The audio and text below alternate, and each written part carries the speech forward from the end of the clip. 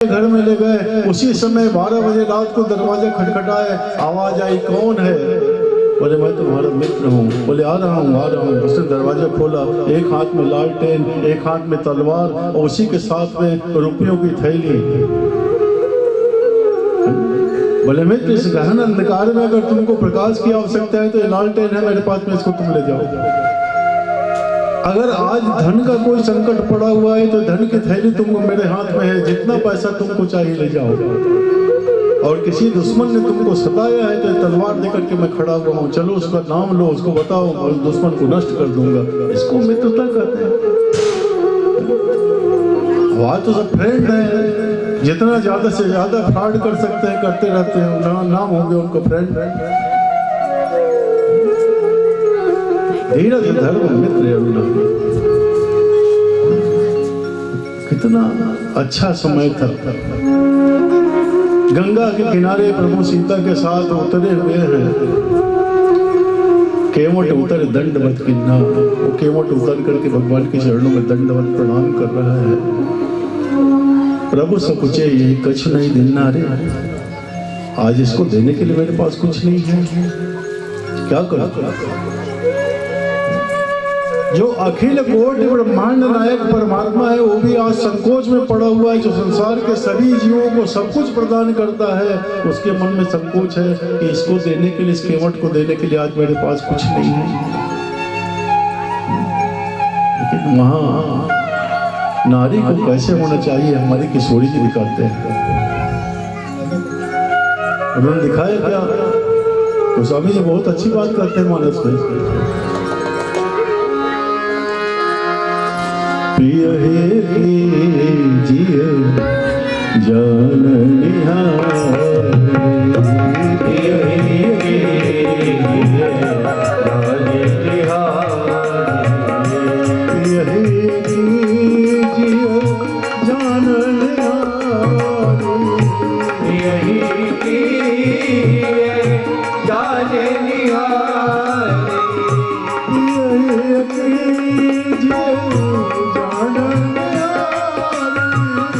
प्रिय हे कीजिए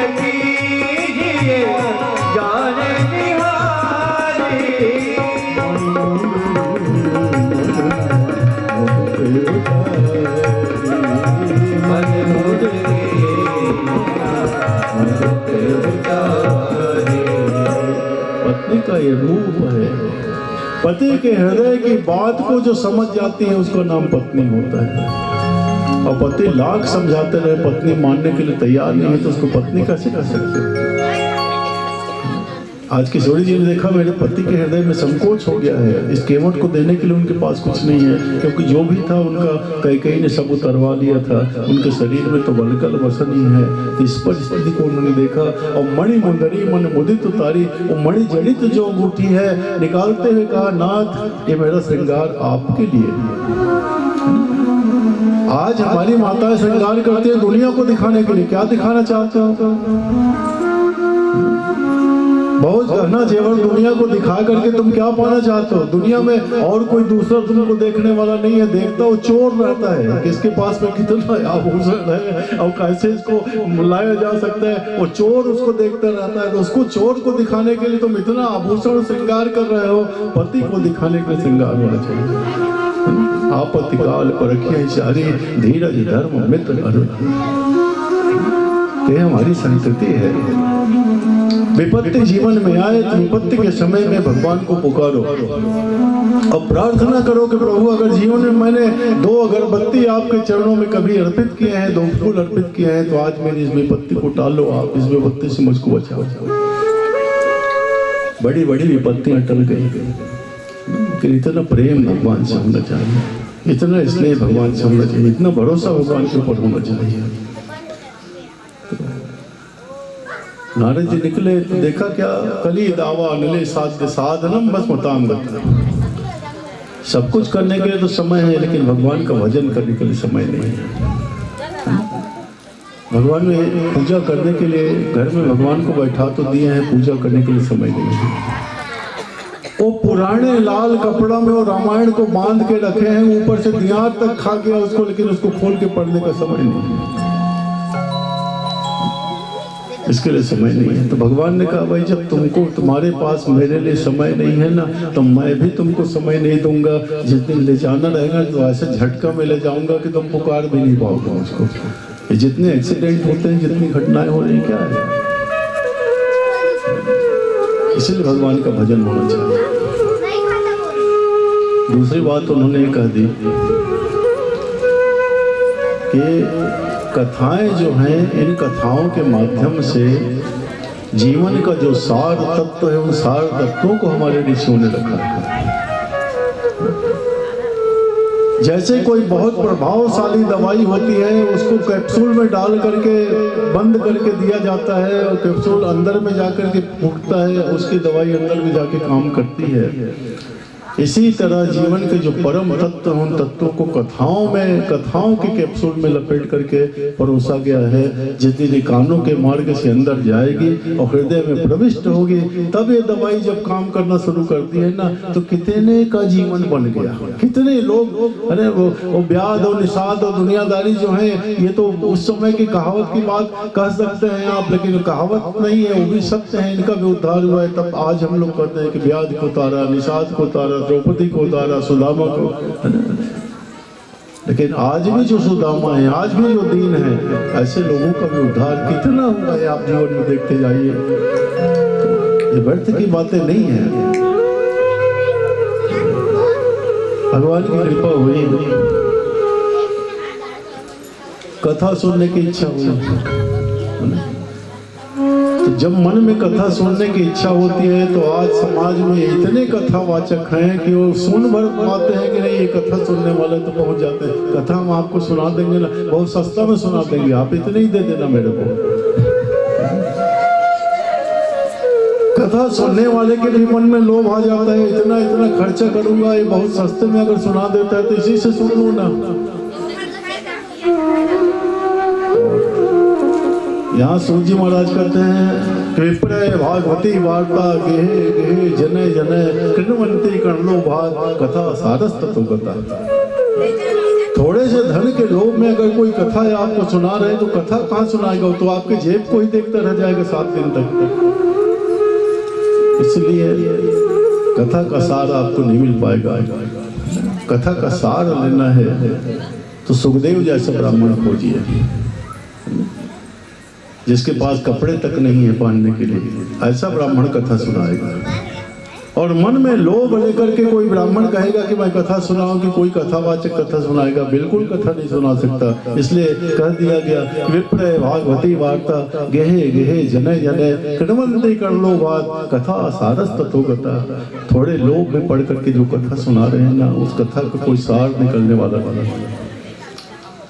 और मैंने देखा गृहस्थ जीवन है, आज तो ऐसी स्थिति आ गई कि पति भी सर्विस कर रहा है, पत्नी भी सर्विस कर रही है, दोनों धन के पीछे पागल है। उनके बच्चों को पालने के लिए नौकरानी रखा गया है। मैं उसी दिन कह रहा था कि सास ससुर हैं, वो तो बच्चों का पालन करके अच्छी शिक्षा दे देंगे, लेकिन जिसके नहीं है, क्योंकि आज के नौकरी वाले बच्चे तो माँ बाप के साथ रहने ही नहीं चाहते, तो उसके लिए एक नौकरानी रख देंगे। तो आप बहुत बड़े घर के हो, लेकिन आपके बच्चे का जो पालन हो रहा है एक नौकरानी के द्वारा हो रहा है, और नौकरानी के द्वारा जो पालन हो रहा है वो बच्चा कभी। एक बड़ी अच्छी कथा आती है कि शिवा जी की माँ का नाम है जीजूबाई। वो जीजूबाई एक दिन मंदिर गई तो उसने दासी से कहा, अरे दासी मुन्ना सो रहा है, देखना ना, मैं मंदिर से आ रही हूँ भगवान की पूजा करके। कुछ देर में माँ लौटी, पूछा मुन्ना उठा था क्या? बोले हाँ रानी साहिबा, मुन्ना उठा था, रो रहा था, मैंने उसको दूध पिला दिया। बोले दूध पिला दिया? बोले हाँ अपना दूध पिला दिया। तो माँ ने विचार किया कि महारानी का बेटा जिसको राज्य चलाना है, राजा बनना है, राज्य को चलाना है, वो एक दासी का दूध कैसे पिएगा? और दासी का दूध अगर पी करके पचाएगा, उसको अगर ग्रहण कर लेगा, तो एक न एक दिन वो दास ही बन करके रह जाएगा, राजा नहीं बन पाएगा। तो उसने उस बच्चे के पाँव को पकड़ा और ऊपर नीचे लटका दिया और पीठ को ठोक ठोक करके उस दासी ने जो दूध उसको पिलाया था, उस दूध को नीचे गिरा दिया, उल्टी करा। इसलिए जननी जन्मभूमि, वो माँ है, वो माँ चाहे तो बेटे को ना भगवान बनाते और मौ चाहे तो बेटे को शैतान बनाते। एक बड़ी अच्छी बात कही गई है, मत भूल कि तू एक माँ है, तेरे हाथ में है संतान, चाहे तो इसे भगवान बना, चाहे तो इसे हैवान। भूल कि तू एक माँ है, तेरे हाथ में है संतान, चाहे तो इसे भगवान बना, चाहे तो इसे संतान।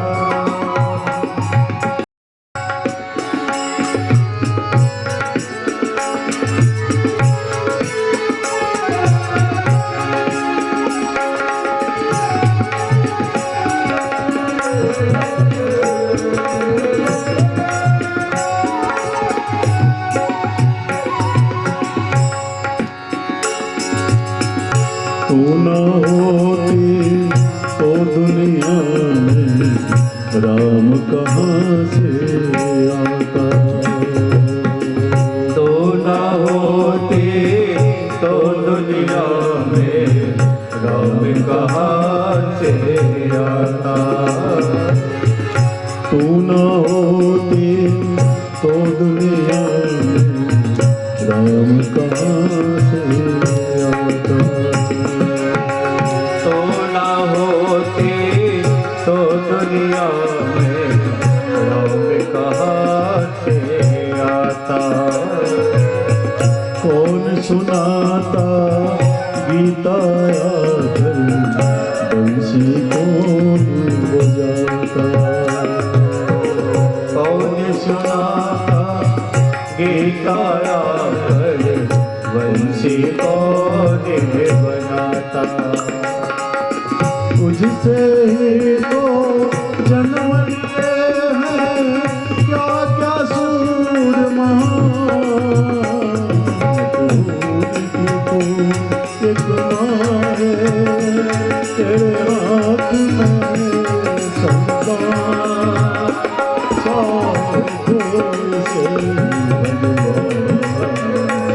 चाहे तो इसे भूल कि तू एक माँ है, तेरे हाथ में है संतान, चाहे तो इसे भगवान, चाहे तो इसे संतान। माँ ही है जो बेटों को चाहे तो भगवान बना दे। कौशल्या जैसी माँ हो जाएगी तो राम जैसा बेटा हो जाएगा, और कोई दुष्टा हो जाएगी तो कंस को ही जन्म देगी, कंस ही बना पाएगा। तो घरों में देखा मैंने कि माताएं भी स्वेच्छाचारिणी हो रही हैं, अपनी इच्छा के अनुसार चल रही हैं। कभी पति के बात को मानने के लिए तैयार नहीं है। इसका परिणाम यह है कि माँ स्वेच्छाचारिणी अगर हो जाएगी तो बेटा निश्चित ही दुष्ट हो जाएगा। इसके हमारे शास्त्र प्रमाण है।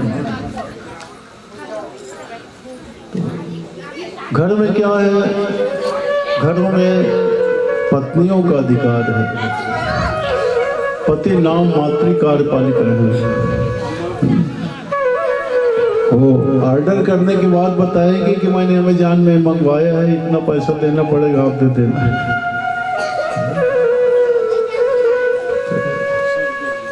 तरुणी प्रभुता के है, तरुणी प्रभुता के है, पत्नी के घर में यह इसकी मान्यता है, और पति केवल नाम मात्र है। ख्याल को बुद्धिदायक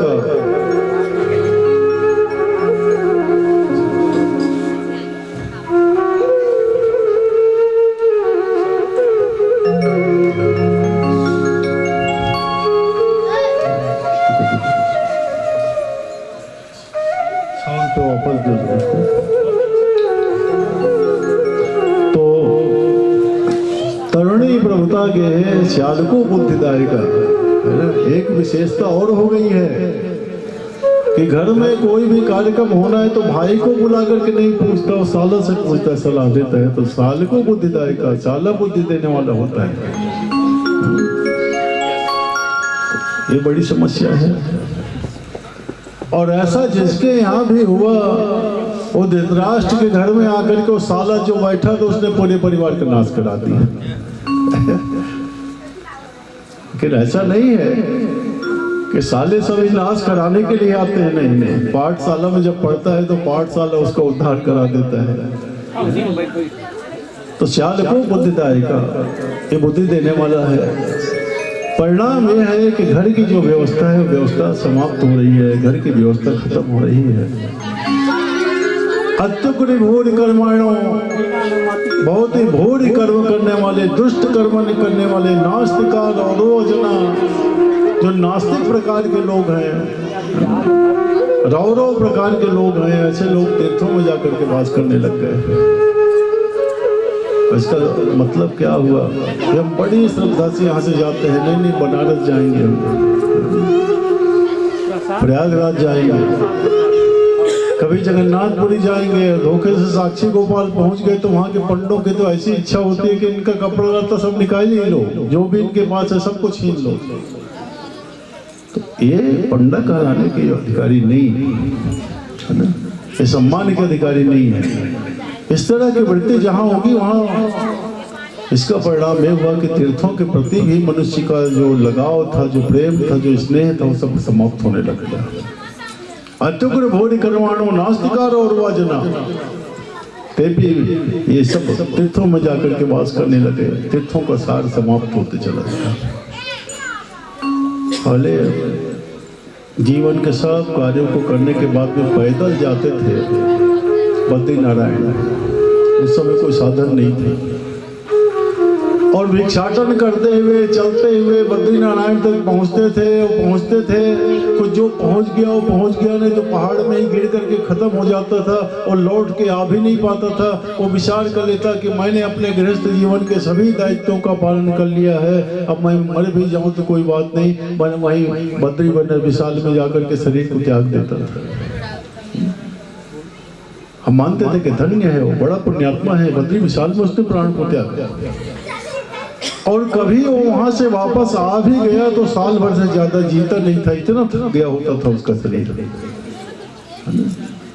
फिर भी लोग जाते थे, इसलिए जाते थे कि तीर्थों में जाकर के हमारे मन को शांति मिलेगी, तीर्थों में जाकर के हम मुक्ति के अधिकारी बनेंगे। आज भी लोग जाते हैं, लेकिन किस प्रकार जाते हैं? केदारनाथ भगवान से उस समय किसी ने पूछा कि भगवान इतना बड़ा जो हादसा हुआ क्यों हुआ? ये तो सब आपके पास आए थे। तो एक बात ध्यान रखना, लाखों की हजारों की भीड़ होती है, लेकिन को एक पाव भगत जिम्मेवारी, भगवान की भक्ति करने के लिए एक आध व्यक्ति आता है। बहुत से लोग तो दिखाने के लिए आते हैं कि हम भी कथा सुनते हैं। ये सब बातें जब होने लगी, तीर्थों का सार समाप्त हो गया। नारद जी ने विचार किया कि भाई बार बार भगवान का अवतार यहाँ होता है, और इस धरती की दशा है, भारत की दशा है। मन उद्विग्न हुआ। उन्होंने कहा महाराज मैंने विचार किया कि भगवान ने कहा है कि वृंदावनम वर्तज्या पाद निकम न गच्छति, वृंदावन को छोड़ करके कभी भी मैं एक कदम भी बाहर नहीं जाता। वृंदावन में जाऊंगा। वृंदावन जब पहुंचा तो वहां मैंने देखा कि एक महिला बैठी हुई बहुत जोर जोर से रो रही है, सब तरफ देख करके रो रही है और सोच रही है कि कोई मेरा उद्धार करने वाला आ जाए, कोई मुझको। और बहुत सी महिलाएं बैठ करके उसको समझाने का प्रयास कर रही हैं। कोई पंखा चला रही है, कोई पानी छिड़क रही है, कोई उसके दुख की निवृत्ति के लिए प्रार्थना कर रही है। और जैसे मैं वहां पे पहुंचा तो हुआ क्या कि वो महिला उठी और उठ कर दे उसने हाथ जोड़ते हुए कहा, तिष्ठ तिष्ठ क्षणम साधो मत चिंताम अपिनाश्या। हे साधो आप थोड़ी देर के रुक जाइए, मत चिंताम अपिनाश्या, मेरे मन की जो चिंता है, जो पीड़ा है, उसको दूर कर दीजिए। तो मन की पीड़ा कहाँ शांत होगी? जहाँ साधु संगत होगा। सज्जनों की संगति में जाकर के मन की पीड़ा दूर होगी, और दुष्टों की संगति में जाने वाले किसी की पीड़ा दूर नहीं होती, वो पीड़ा और देते हैं। इसीलिए संतों का हमारे समाज में बहुत बड़ा महत्व है, और संतों के प्रति हमारी बड़ी कृतज्ञता है। और एक भी संत हो जाता है तो संत न जाने कितनों को उद्धार कर देता है। इसीलिए किसी कवि ने कहा है, आप लोग भी कहें तो ज्यादा अच्छा होगा, संतन के संग लाग रे तेरी अच्छी बनेगी, संतन के संग लाग रे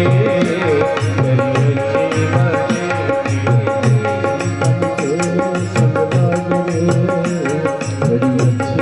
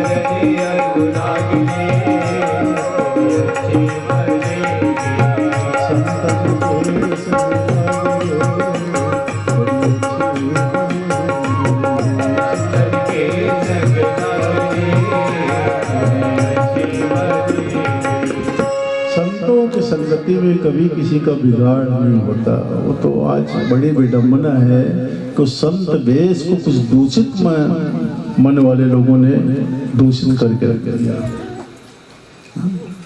और जितने देखोगे ना वो सब बहुत ऊंचाई के लोग नहीं है जो आज जेल में काट रहे हैं लोग। उन्होंने देखा कि साधु का रूप धारण करने से खूब सम्मान होगा। एक ने तो कहा कि भाई पूछा संत से, महाराज आप मुंडा क्यों रहते हो? तो उसने कहा भाई मुंडा रहने का बड़ा अच्छा फायदा है, इसलिए मुंडा रहते हैं। तो बोले क्या फायदा होता है? तो मूड मुड़ाए तीन फायदा होता है। एक तो मिट गई सिर की खाज, सिर में जो खुजली होती थी ना, जब से मुंडा रहना शुरू किया है उस समय से खुजली नहीं होती अब हमारे सिर में। दूसरा फायदा क्या है? बोले खाने को हलवा मिले, जहां भी चले जाते हैं ना तो लोग बहुत जल्दी हलवा बना करके खिलाते, महाराज आए करके। तो इसलिए मुंडा रहने का फायदा है कि हलवा मिल जाता है। मूड मुड़ाए तीन गुण, सिर की मिट गई खाज, खाने को हलवा मिले, लोग कहे महाराज। जहां भी हम जाते हैं महाराज कहते रहते हैं। ये मूड मुड़ाने से फायदा हो जाता है। आज के लोगों के संतों ने विचार कर लिया, आज के संतों ने विचार कर लिया। धन्य है वो संत जिन्होंने अपने पूरे जीवन को त्याग में जिया है। कभी कोई आशा नहीं, किसी से कुछ पाने की इच्छा नहीं, मन में केवल एक इच्छा कि हे प्रभु, हे करुणा निधान, हे दीन बंधु, एक बार मेरे जीवन को सफल करने के लिए, मेरी आंखों को सफल करने के लिए आप मुझको दर्शन दे दीजिए। उसको संत कहा जाता है। तो ऐसे संत मिल जाते हैं तो उनके चरणों में जाने से बड़े दोष समाप्त हो जाते हैं। संतों का बहुत बड़ा महत्व होता है। उस महिला ने कहा कि महाराज आप कृपा कीजिए, मेरे दुख का निवारण कर दीजिए, मत चिंता मो विनाशिया, मेरी चिंता को दूर कर दीजिए। तो नारद जी कहने लगे, मैंने पूछा देवी तुम कौन हो? तो उसने कहा कि हम भक्ति ऋतिक ख्याता, मेरा नाम भक्ति है महाराज। तो कौन भक्ति, कहाँ जन्म हुआ तुम्हारा? तो द्रविड़ जाता, द्रविड़ देश में मेरा जन्म हुआ। क्वचिन महाराष्ट्र में धीरे धीरे ऊपर की ओर जब बढ़ी, महाराष्ट्र में पहुंची तो वहां मेरा संवर्धन होने लगा, मैं बढ़ने लगी। लेकिन और आगे बढ़ते बढ़ते जीर्ण ताम गुर्जरे गता, जब मैं गुर्जर प्रांत में पहुंची तो मैं जीर्ण हो गई, शरीर वृद्ध हो गया। और महाराज ये दो जो सोए हुए हैं ना, आप देख रहे हैं मेरे बेटे हैं, इसका नाम है ज्ञान और इसका नाम है वैराग्य। वहां जाकर के मैं भी बूढ़ी हो गई, मेरे बच्चे भी बूढ़े हो गए, लेकिन किसी तरह वहां से निकल करके वृंदावन में जब पहुंचे तो वृंदावन के प्रभाव से, भगवान कृष्ण के प्रभाव से मैं तो जवान हो गई, लेकिन मेरे बच्चे बूढ़े बड़े बन गए। 90 साल की माँ है, 60 साल का 65 साल का बेटा है। उस 65 साल के बुजुर्ग बेटे को देख करके भी माँ का हृदय बड़ा आनंदित होते रहता है, मेरा बच्चा है, मेरा बच्चा है। और कहीं बेटे 65 साल के हों और माँ 20 साल की हो तो कैसे होगा?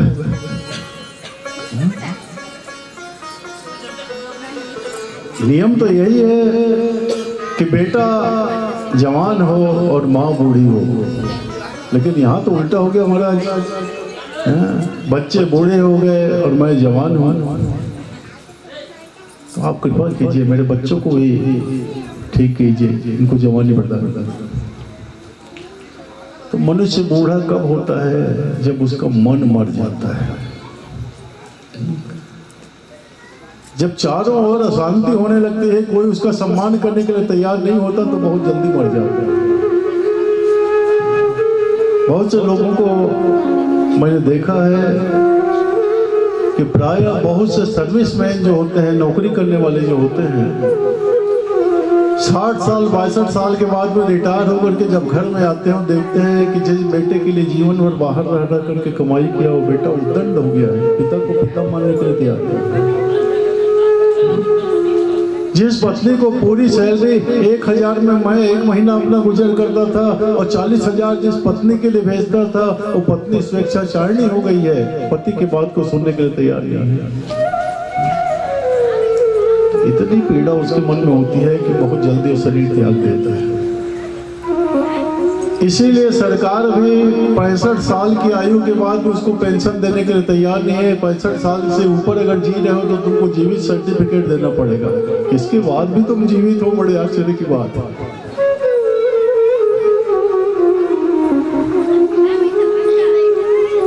मन मर गया ना तो सब कुछ मर गया। मन मरे, ममता हमारे सब खत्म हो गया। फिर उसके बाद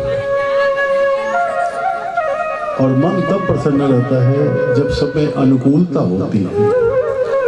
सब हमारे अनुकूल बन करके हमारी मदद करने के लिए, हमारी बात को सुनने के लिए तैयार है। तो नहीं जीने वाला व्यक्ति भी 100 साल जीता है। हमारे पूर्वज लोग 100 साल जीते थे और 100 साल जीते हुए न उनकी आंखों में चश्मा लगता था, न दांत टूटते थे, न कोई उसको परेशानी होती थी। अभी कल हमारे बहुत ही आदरणीय मामा जी गुजरे, 92 साल की उनकी अवस्था थी। आंखों में उनको चश्मा नहीं लगा। दांत तो खैर टूट गए थे। दांत टूटने का तो बहुत से कारण है। चाय पीना भी एक बहुत बड़ा कारण है दांत टूटने का। पहले के लोग चाय नहीं पीते थे ना, तो उनके दांत नहीं टूटते थे। तो ये दीर्घायु जो प्राप्त होता है तब प्राप्त होता है जब संसार हमारे अनुकूल चल रहा है।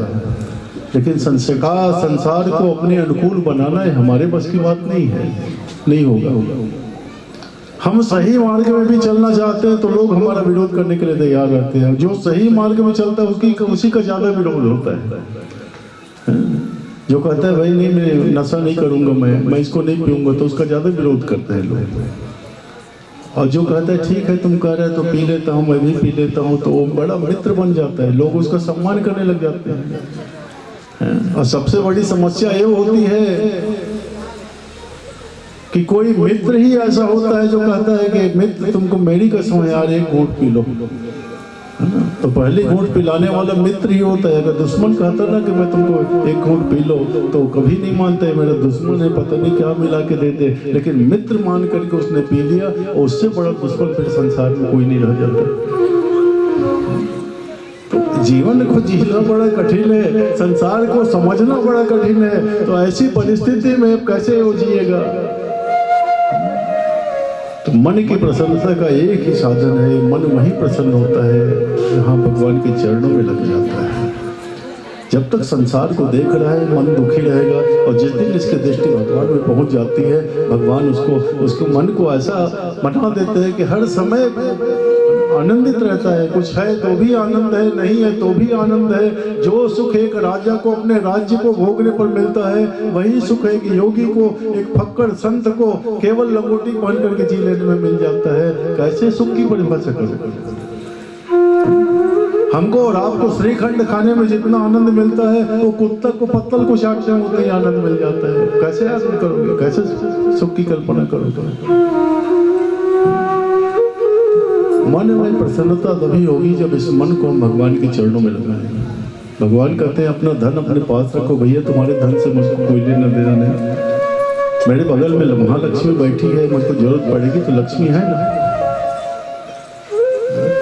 अपने इस तन को, इस शरीर को भी सब अपने परिवार की सेवा में लगा दो, माता पिता की सेवा में लगा दो, लेकिन अपने मन को तो मेरे चरणों में लगा करके रखो। मेरे चरणों में तुम्हारा मन अगर लगा रहेगा, तो जब डूबने का समय आएगा तो मैं तुम्हारा उद्धार कर दूंगा। लेकिन मन भी नहीं लग पाता, बहुत चंचल है मन। कबीर ने कहा हे मन बड़ा चंचल है, कैसे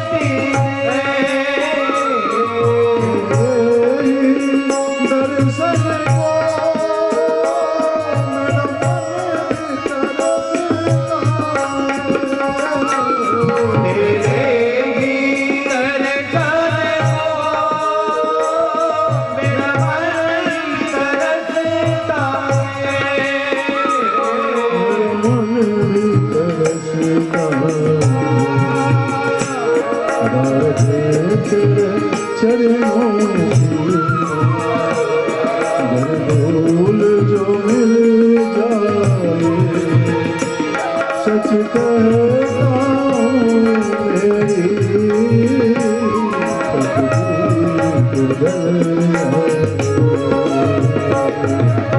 मेरी तेरे चरणों की गलगोल जो मिल जाए,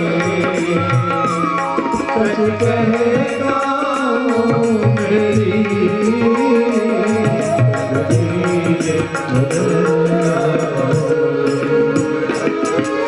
बार बार इस मन को समझाओगे नहीं नहीं भगवान के चरणों में चलो तो मन और दूसरी जगह भागने लगता है।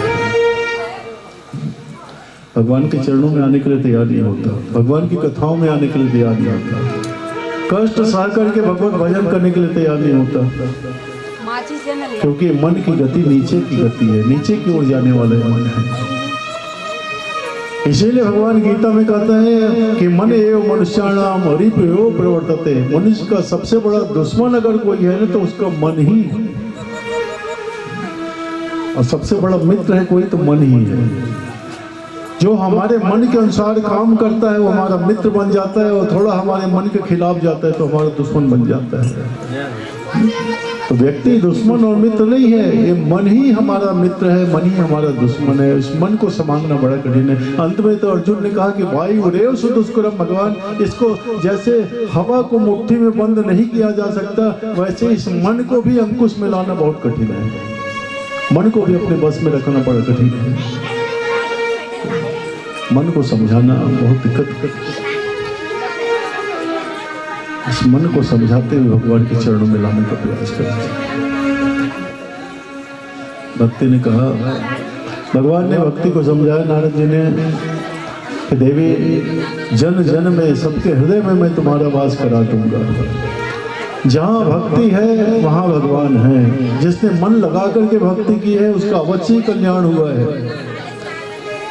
उसने प्रार्थना भी किया, जयति जगत माया मिर्चिकाया दवस्ते वचन अर्चन मेकम केवलम जा कलैया जो पद्मपियातो यत कृपातो द्रोयम सकल कुशल पात्रम ब्रह्मपुत्रम नतास्मि। मैं आपको प्रणाम करता हूँ नारद जी, आपको प्रणाम करता हूँ। और नारद जी ने उस ज्ञान को उठाने का प्रयास किया। अरे ज्ञान उठो, ज्ञानम प्रबुद्धताम शीघ्र, अरे वैराग्य प्रबुद्धताम, अरे ज्ञान उठो, अरे वैराग्य उठो। ये शास्त्र और पुराण और सदग्रंथ और संत यही करते हैं, भैया उठो। रहता है वो तो उड़ जाता है, लेकिन जो सोने का नाटक करता है उसको उठाने का कोई उपाय नहीं है किसी के पास। हाथ को पकड़ के उठा के बैठा भी दोगे उसको ना तो भी वो फिर सो जाता है। जो सो गया है उसको तो जगाया जा सकता है, लेकिन सोने का जो नाटक करता है उसको जगाया नहीं जा सकता है, उसका कोई साधन नहीं है। और यहाँ तो इनको साफ गति बात हुई। पहले मैंने कहा कि वही व्यक्ति स्वस्थ है जिसका सब लोग सम्मान करते हैं, और उसी व्यक्ति में ना सम्मान का भाव आएगा। उसी के प्रति सम्मान की भावना होगी जिसका आचरण ठीक होता है। आचरण जो ठीक रखता है उसी के चरण की पूजा होती है, और जिसका आचरण ठीक नहीं होता ना उसके चरणों की पूजा नहीं होती। चरण वंदन उसी का होता है जिसका आचरण ठीक होता है। और आचरण शुद्ध कब होगा? जो अपने शुद्ध विचारों को ग्रहण करेगा, वेद के विचारों को पालन करेगा, तब उसके जीवन में अच्छाई बनेगी, तब उसका मन शुद्ध होगा। ज्ञान को कोई मानने के लिए तैयार नहीं, वैराग्य किसी के जीवन में है नहीं, है ना। बात करने के लिए तो बिल्कुल बड़ा बड़ा ज्ञान दिखा देंगे, इतने ज्ञानी हैं हम, लेकिन आचरण करने का समय आएगा तो उस ज्ञान का एक तोला भी आचरण में नहीं आएगा। वैराग्य की बड़ी से बड़ी बातें कर देंगे, लेकिन त्याग नहीं है, वैराग्य नहीं है जीवन में। थोड़े से 10 के नोट के गिर जाने पर वो दिन भर रात भर सोचते रहते हैं 10 रुपये कहाँ गिर गया मेरा। वैराग्य नहीं है, अरे गिर गया जाने पर। ये वैराग्य कहाँ से आ गया? और इसीलिए ज्ञान और वैराग्य वृद्ध होकर के पड़े हुए हैं। नारद जी समझाने का प्रयास कर रहे हैं, वेद वेदांत के मंत्र पढ़ रहे हैं उनके कानों में। गीता पाठम मुहुर्मुहु, बार बार गीता का पाठ सुना रहे हैं उसके कानों में। लेकिन ज्ञान और वैराग्य ऐसी निद्रा लगी है कि उठ नहीं पा रहे हैं। बड़ी चिंता हो गई, क्या करूँगा। आकाशवाणी हुई, नारद सत्कर्म करो। कर्म तो हम सब कर रहे हैं, लेकिन क्या सत्कर्म हमसे हो रहा है, क्या कुकर्म हो रहा है, इसकी जानकारी हमको नहीं है। कभी कभी लोग तो कुकर्म को भी सत्कर्म मान लेते हैं। सत्कर्म की परिभाषा क्या होनी चाहिए, किसको सत्कर्म कहा जाए। नारद ने तो बहुत से ऋषियों से पूछा कि महाराज सत्कर्म किसको कहते हैं, आप बताइए। और जिस दिन से होश संभाले हम लोग भी कर्म कर रहे हैं। जब तक शरीर में ताकत है तब तक शरीर से कर्म कर रहे हैं।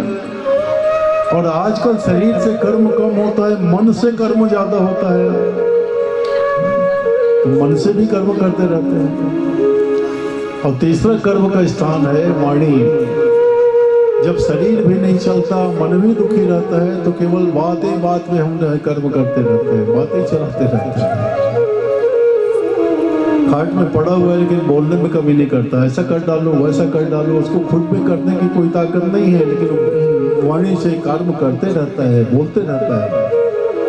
तो इसीलिए शरीर, मन और वाणी तीन हमारे कर्म क्षेत्र होते हैं, इनके द्वारा कर्म होते रहता है।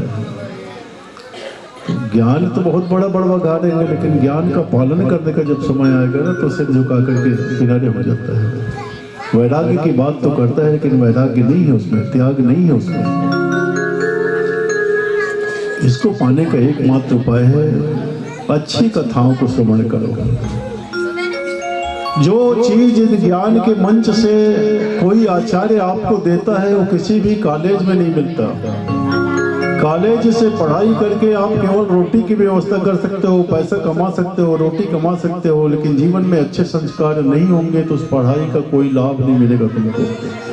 अच्छे संस्कार का भी होना जरूरी है। तो ये संस्कार मिलेगा केवल कथाओं से मिलेगा। सत्कर्म के परिभाषा खोजने के नारद जी निकले थे, और सनत कुमार ने कहा कि नारद जी, सबसे बड़ा सत्कर्म जीवन में यही है कि मनुष्य भागवत कथा का रसपान करे। तो बहुत जन्मों का पुण्य जब उदित होता है, इकट्ठा होता है, तो भागवत की कथा सुनने को प्राप्त होती है। और ये सुंदर रसमयी जो कथा है, भगवान की जो कथा है, इसको सुन करके हृदय के चक्षु जो है उसके खुल जाते हैं। उगड़े विमल विलोचन ही की, हृदय के जो विलोचन हीरे, हृदय की जो आंखें खुल जाती हैं। कौन खोलता है, कौन खोलेगा इसको? तो गोस्वामी जी ने कहा, श्री गुरु पद रज मंजुल अंजन, नयन अमी अधिक दोष विभंजन। जिसको भी आप गुरु मानते हो, गुरु के चरण की धूल को अपने आंखों में लगाने का प्रयास करो। चूल्हा में कई बार बर्तन को चढ़ाते चढ़ाते इतना काला हो जाता है, वो उस कालेपन को दूर करने के लिए उसमें रेती लेकर के, रेती में जब रगड़ते हैं तो साफ होता है ना, देखा है ना। तो इस मन में भी जन्म जन्मांतरों के जो गलत विचार पड़े हुए हैं, उस गलत विचार को गुरु महाराज अपनी वाणी के द्वारा उस विचार को दूर करके एक सुंदर सुविचार हृदय में प्रकट करते हैं। इसलिए गुरु पद रज है ना, गुरु के चरण के रज की वंदना की जाती है। ये आंखों के लिए अमृत होता है। और तब वो गुरु के बड़ी अच्छी बात आती है। एक संत कह रहे थे कि राम को भुलाई हो, मैं गुरु को न भुलाई हो। तो किसी ने पूछा कि भाई, भगवान ने तुमको मनुष्य शरीर दिया, भगवान ने रहने के लिए इतनी बड़ी धरती दी, भगवान ने खाने के लिए अन्न दिया, भगवान ने पीने के लिए पानी दिया, भगवान ने जीने के लिए श्वास दिया, ये सब कुछ भगवान का दिया हुआ है। और तुम कहते हो भगवान को भूल जाऊंगा, तुम्हारे गुरु महाराज ने तुमको क्या दिया? जो कहते हो कि गुरु को नहीं भूलूंगा, तो गुरु में ऐसी क्या चीज है, गुरु ने क्या दिया है? तब उसने कहा कि चरण दास प्रभु कृपा किन्नी, उलट गई मोरी नयन उतरिया। भगवान ने संसार देने के बाद मेरी आंखों में ऐसा थोप दिया कि सब मेरा है, मेरा है, मेरा है। लेकिन जिस दिन गुरु महाराज मिले ना, गुरु महाराज ने समझा दिया परिभाषा कि बेटे, इस संसार में कोई तुम्हारा नहीं है, कुछ भी तुम्हारा नहीं है, खाली हाथ आए हो और खाली हाथ ही तुमको जाना है। एक समय है जिसको जीवन कहते हैं, तब तक तुम मेरा मेरा कह रहे हो। कांता इवे में, तनिया इवे में, पशुस्थ में, गृहस्थ में, घर मेरा है, पत्नी मेरी है, परिवार मेरा है, ये कह रहे हो तुम, लेकिन जाने के बाद कोई किसी का नहीं रहता। इस संसार में तुम्हारा अपना कोई नहीं है। गुरु महाराज ने जिस दिन इस बात को समझाया ना, उस दिन मेरी आंखों की पुतली पलट गई और अब मैं देखता हूँ कि मैं तो केवल इनका चौकीदार हूँ। जो संपत्ति, जो धन, जो परिवार मिला है, उनका देख रेख करना ही मेरा काम है। ये सब मेरे नहीं है, अपने अपने मार्ग में चल रहे हैं। ये जीवन तो एक बस की तरह है। यहाँ से हम बैठे, उस स्टेशन से कोई दूसरा बैठा, वहाँ से कोई तीसरा बैठा, या किसी का कसनिया में उतरना था, कसनिया में उतर गया, कोई कटघोरा में उतरना था, कटघोरा में उतर गया, कोई और आगे कोरबा जाने वाला है, कोरबा में उतर जाएगा। कोई कहता थोड़ी कि भैया मैं उतर रहा हूँ, आपको धन्यवाद। हमारे भी सभी पूर्वज एक एक करके उतर गए बस से। अब हम लोग चढ़े हुए हैं बस में, एक दिन हम भी उतर जाएंगे। तो गुरु महाराज यही समझाते हैं, बेटे संसार में रहो, लेकिन कैसे रहो? बोले कमल पत्र विमान बसी। कमाल का पत्ता जो है जैसे पानी में रह करके भी पानी से अलग रहता है, वैसे ही जीवन को जियो, शांत होकर के जीवन जियो। जीवन का लाभ मिलेगा, जीवन का आनंद मिलेगा। ये हमारे गुरु महाराज समझाते हैं। सत्कर्म की परिभाषा क्या है? बोले भागवत की कथा को सुनो। तो बोले महाराज ये जितने वेद हैं, वेदांत हैं, सभी तो भगवान की ही चीजें हैं, भगवान का ही गुणगान करती हैं। तो इसमें क्यों नहीं हुआ? मैंने तो गीता पाठ भी किया, वेदांत का भी पाठ किया, वेद का भी पाठ किया। तो उत्तर देते उन्होंने कहा कि देखो भाई, आम के पेड़ में जड़ से लेकर के पत्ते तक, फूल तक रस रहता है, लेकिन उसके पत्ता को चूसोगे तो आम का स्वाद नहीं आता, उसके डगाली को चूसोगे तो आम का स्वाद नहीं आता। लेकिन उसी में जब आम लगता है ना, उस आम के रस को चुपाओगे तो आम का स्वाद मिलता है। इसी तरह वेद वेदांत तो है, लेकिन कोई संत होता है, कोई सदगुरु होता है, इन सब बातों को निचोड़ करके आम का रस पिला देता है, तब इसका सुख मिलता है। भागवत इसका पका हुआ फल का रस है। इस रस को ग्रहण करो, इस रस के द्वारा तुमको शांति मिलेगी। लेकिन एक उपाय भी उन्होंने बताया कि गंगा के किनारे में बैठ करके भगवान की कथा सुननी चाहिए। घर में कथा सुनने से एक गुना मिलता है, घर से बाहर कहीं मंदिर में जाके कथा सुनने से 10 गुना मिलता है, मंदिर से बाहर कहीं नदी के किनारे में बैठ के कथा सुनने से 100 गुना पुण्य मिलता है। लेकिन यहाँ से भी दूर किसी तीर्थ में जाकर के कथा सुनने से लाखों गुना उसको पुण्य मिलता है। कितने लोग अमरकंटक में जाकर के नर्मदा जी के किनारे में कथा सुनते हैं। 8-10 साल तो मैं भी वहाँ कथा सुनाया है। घर में रहोगे तो हर समय चिंता बनी रहते, वो फलाना आदमी आए तो उसको चाय दिए कि नहीं दिए, उसको बैठने के लिए बोले कि नहीं बोले। तो कथा सुनते सुनते आधा समय तो उसी में लग जाता है। उसके भोजन की व्यवस्था हुई कि नहीं हुई, उसकी आवाज की व्यवस्था हुई कि नहीं, इसमें लग जाता है। लेकिन वहां जाओगे तो जो भी आओ भैया बैठो सुनो, मैं तो सुन रहा हूँ, भगवान की कथा में मेरा मन लगा हुआ है, तो उसको किसी बात की चिंता नहीं रहती। घर में रहते तक चिंता रहती है। तो गंगा के किनारे में कथा सुनी गई, हरिद्वार में कथा सुनी गई। जो भगवान का दरवाजा है वहां बैठ करके कथा सुनो।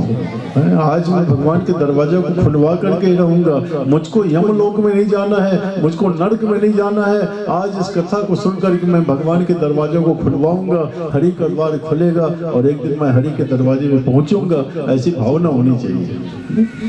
तो सनत कुमार कथा सुनाने लगे और जैसे कथा आरंभ हुई वहां पे है ना, वशिष्ठ है, च्यवन है, अनेक ऋषि लोग, भृगु हैं, सब ऋषि लोग वहां पर आए, क्योंकि कथा सुनने की प्यास उनके मन में थी। सब ऋषि लोग आकर के बैठ गए। जितनी गंगादि नदियां हैं वो सब मूर्त रूप लेकर के वहां पे आ गई।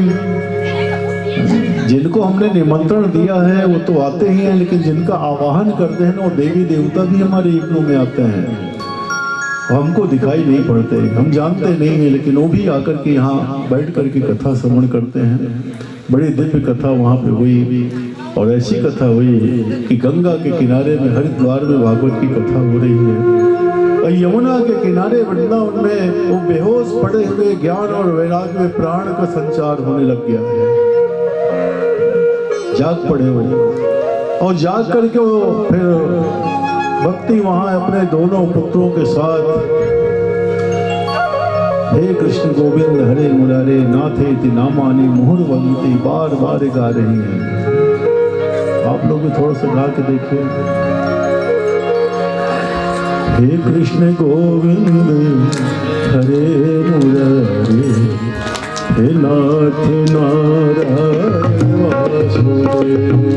हे कृष्ण गोविंद हरे मुरारे नाथ नारायण वासुदेव। हे कृष्ण गोविंद नाथ नारायण वासुदेव। हे कृष्ण गोविंद हरे मुरारे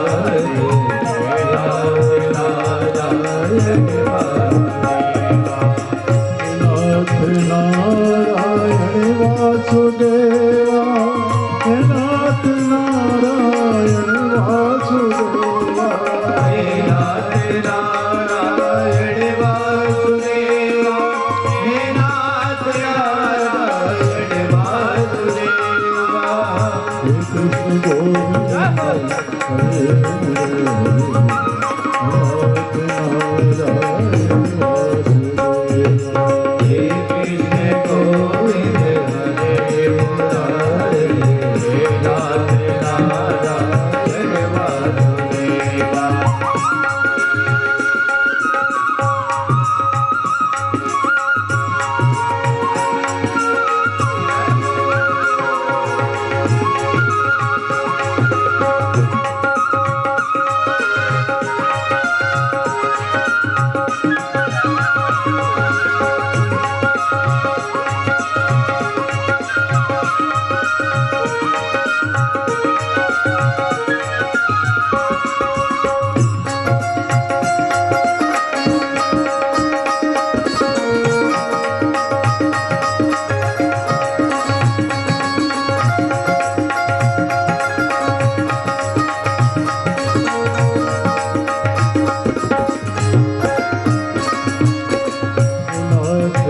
नारायण वासुदेवा। हे नाथ नारायण वासुदेवा। हे नाथ नारायण वासुदेवा। हे नाथ नारायण वासुदेवा।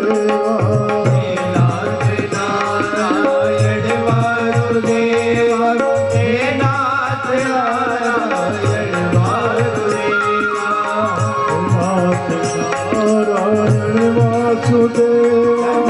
हे नाथ नारायण वासुदेवा। हे नाथ नारायण वासुदेवा।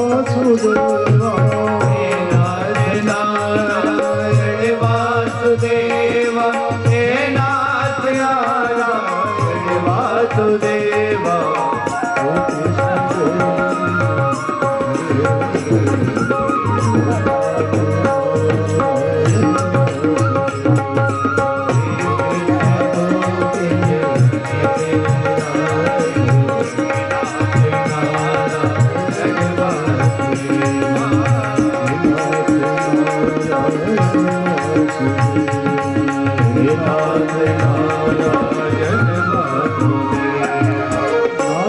नामानि मोहर बनते बार बार जब भगवान के नाम का तो भगवान के नाम को बार बार पुकारते रहोगे।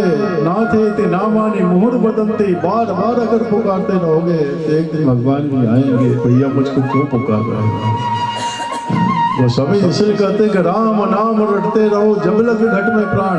आज पुकारे नहीं सुने, कल पुकारेंगे नहीं सुनेंगे, परसों भी नहीं सुनेंगे, लेकिन जिस दिन हमारे कंठ अवरुद्ध होने लगेंगे उस दिन हमारी पुकार भगवान तक जरूर पहुंचेगी और कहेंगे कि रोज मुझको पुकारता था, आज क्या बात है, क्यों नहीं पुकार रहे हैं मुझको। उस दिन भगवान को आना पड़ेगा हमारे पास में अगर हम भगवान के नाम को जप करेंगे। ये भगवान नाम है, ईश्वर का नाम है और नाम ही अमिट है। नाम ही अब है ना, वो समाप्त नहीं हो सकता। नाम का इतना बड़ा महत्व है तो नाम स्मरण करते रहना चाहिए। भक्ति के दुखों का निवारण हुआ और स्वयं भगवान उस लगे में आए।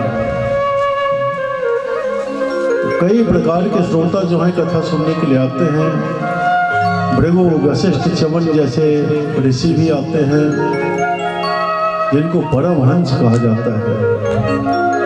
आपको मालूम है कि हंस मान सरोवर में मोती को चुगते हैं, वो दाना दुनका नहीं खाते। कलयुग के समय में भले दाना दुनका खाए, लेकिन वो दाना दुनका खाने वाले हंस नहीं होते, हंस मोती को खाते हैं। तो कई ऐसे महापुरुष भी कथा सुनने के लिए उपस्थित होते हैं जो केवल मोतियों को चुगते रहते हैं, कथाओं को दिव्य मुक्ता मणि को ग्रहण करते रहते हैं। कई ऐसे भी तालाब को गंदा करने वाले लोग आते हैं। महाराज हंसी मजाक नहीं कर रहे हैं, लेकिन कथा को कथा के रूप में सुनने का अगर प्रयास करेंगे तो जरूर कोई ना कोई मोती हाथ लगेगा, जरूर कोई ना कोई दिव्य चीज हमको प्राप्त होगा, और जिसको पाने के बाद हमारा मन शांत हो जाएगा। घर में जाने के बाद क्या होता है वो तो अलग बात है, लेकिन जो बैठ करके कथा सुनते रहते हैं, कथा सुनते सुनते सुनते धीरे धीरे उनका मन इतना शांत होता है कि नींद आने लग जाती है। मन में बेचैनी रहेगी तो नींद नहीं आएगी, लेकिन मन जब शांत रहता है ना तो बैठे बैठे खंभा के लगा करके टिक करके नींद आने लग जाती है। इसको कथा कहा जाता है। जो मन के उद्वेग को शांत कर दे उसको कथा कहते हैं। तो कथा अपने तरीके से सुनने का नहीं, कथा को कथा के तरीके से सुनने का अलग प्रभाव होता है। कथा को सुना भक्ति ने, ज्ञान ने, वैराग्य ने, और उनको नया जीवन प्राप्त हुआ। हम भाई जब इस कथा को सुनते हैं एक नई विचार, नई दृष्टि हमको प्राप्त होती है, नया जीवन हमको प्राप्त होता है, और तब एक दिन भगवान हमारे सामने भी आते हैं। भगवान के दिव्य रूप का सबों ने दर्शन किया, बड़ा आनंद हुआ वहां पे। ऋषि लोग सूजी से पूछते हैं कि महाराज ये तो बड़ा नारद जी की बात है। सनातन सनत कुमार इन्होंने कथा सुनाई, नारद जी बैठ के कथा सुने, सब ऋषि मुनि लोग, मनुष्य लोग कथा सुने। मनुष्य लोगों की ज्यादा समस्या रहती है, गृहस्थ लोगों की सबसे ज्यादा समस्या होती है। आज जो इतना लंबा चौड़ा जो यात्रा की है ना, इसको नगर निमंत्रण कहा जाता है। गांव के सभी लोगों के दरवाजे से निकले, और इसका मतलब यही है कि भैया भगवान की कथा हो रही है, आप भी आना। ये जुलूस उसी का है, यात्रा उसी की है, इसको नगर निमंत्रण कहा जाता है। गांव के जितने देवी देवता हैं उनको निमंत्रण दिया जाता है, गांव के जितने रहने वाले लोग हैं उनको निमंत्रण दिया जाता है। कोई 5वें दिन आएगा, कोई 7वें दिन आएगा, अभी तो कई दिन बाकी है। लेकिन जिसको भगवान से प्रेम है ना, वो सब पहले ही दिन से आप लोग बैठे। कोई जल्दी जाग जाता है, कोई बहुत देरी से जागता है, कोई तो खत्म होने के बाद जागता है। अरे हम तो आना चाहते थे, हैं कैसे खत्म हो गया। तो कई तो कथा खत्म होने के बाद जागते हैं।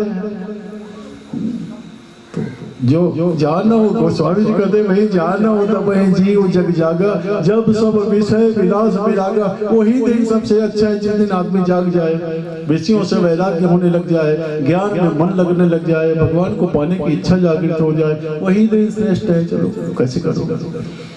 तो इस तरह भगवान की दिव्य कथा हुई। सनत सनंदन सनातन सनत कुमार ये चारों वहाँ विराजमान हैं, और केवल वही जानते हैं कि भगवान के नाम का क्या प्रभाव है। सबसे प्राचीन ऋषि हैं, आगे आप कथा में सुनेंगे। सबसे प्राचीन ऋषि हैं सनत सनंदन सनातन सनत कुमार, लेकिन उनकी आयु केवल 5 साल की बनी हुई है। 5 साल से 6 साल के नहीं होते। उसका कारण क्या है कि नाम का प्रभाव उनको प्राप्त हो गया है। निरंतर भगवान नाम का जप करते रहते हैं, इसलिए 5 वर्ष के बालक की तरह उनका जीवन है।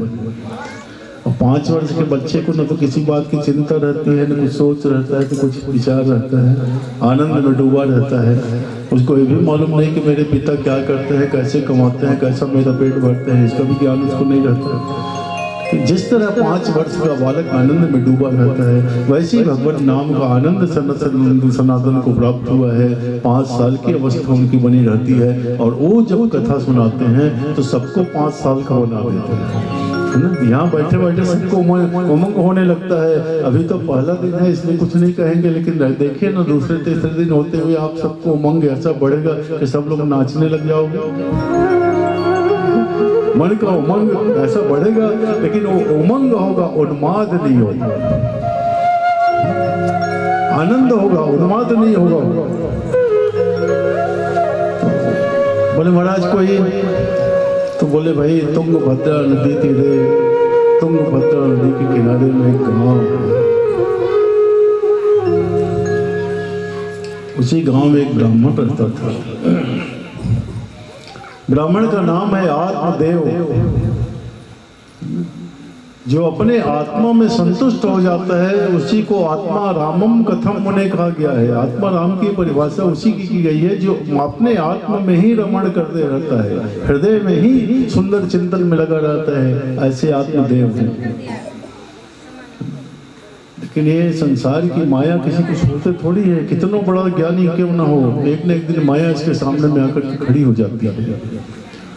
आत्मदेव की पत्नी का नाम है धुंधली और 70 रस संपन्न है, ज्ञानवान है, लेकिन जीवन में बड़ी पीड़ा है उनकी, बड़े कष्ट में है वो, क्योंकि सब कुछ तो है मेरे पास, एक बेटा नहीं। चाहे वो गरीब हो चाहे अमीर हो, हर व्यक्ति चाहता है कि मेरे घर में एक बेटा होना चाहिए, मेरे बुढ़ापे का सहारा होना चाहिए। अब वो बुढ़ापे का सहारा बनेगा कि नहीं बनेगा तो बाद की बात है, लेकिन प्रत्येक व्यक्ति के मन में इच्छा होती है कि मेरा एक बेटा होना चाहिए। और 3 ही इच्छाएं हमारे जीवन की हैं ना, चौथा चीज हमको नहीं चाहिए, 3 ही चीज चाहिए। 3 चीज क्या है? बोले सुत वित्त लोक ऐसा 3 ही। सबसे पहली इच्छा है हमारी, हमारा एक बेटा होना चाहिए।